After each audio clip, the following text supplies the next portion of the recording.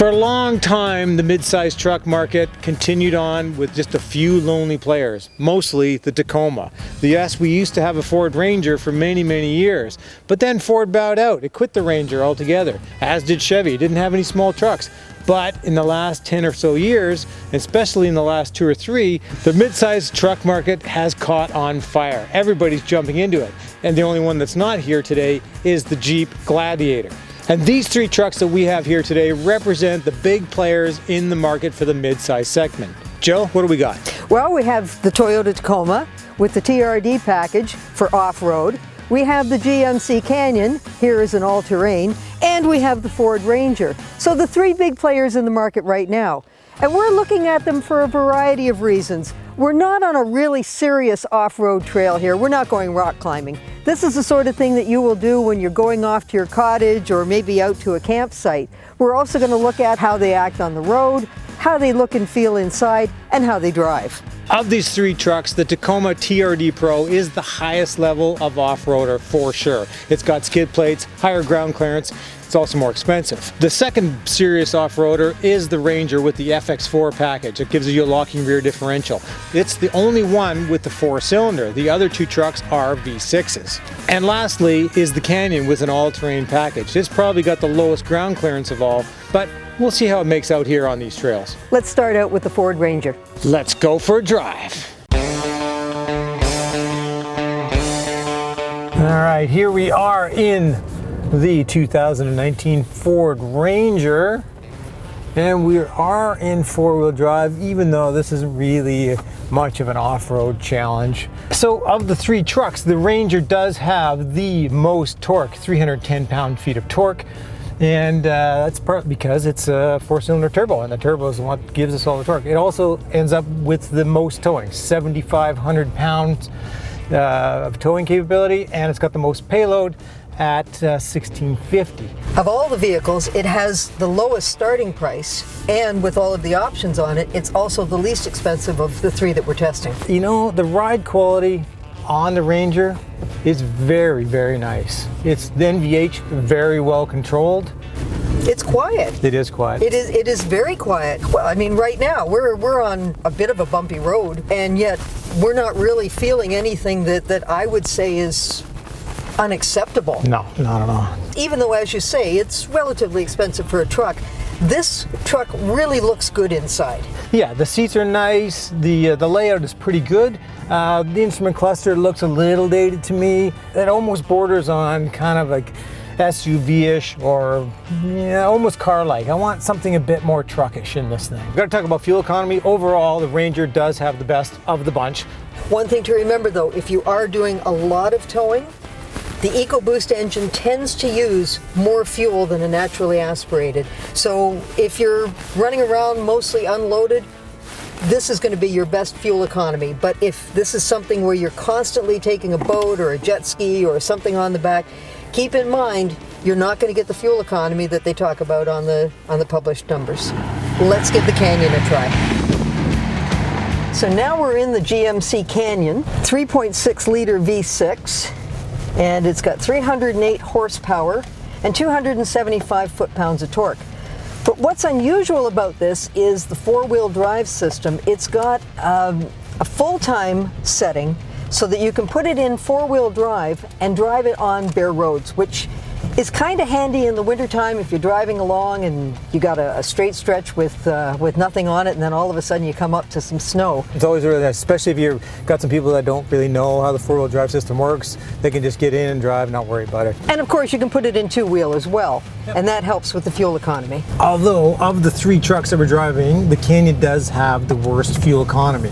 It does. So not great. I mean, one of the things you're buying a mid-size truck for is the fuel economy, and at 12.2 that's almost as good as an F-150 with the 2.7 liter. Bigger back seat than the other 2. You're already a bit cramped inside a mid-size truck, so when you do get a bigger back seat and a bigger, more legroom in the back like you get with the Canyon, that's a bonus. It looks a little bit dated inside, and I have to say that for what this truck costs, there's an awful lot of hard plastic surfaces. It's very hard to see 50 grand in this interior. Yep, you got it, Jill. You know what? For 50 grand, this interior's got to be way better. But you just still do get a fair bit of capability with the midsize truck. 7,000 pounds of towing with this thing.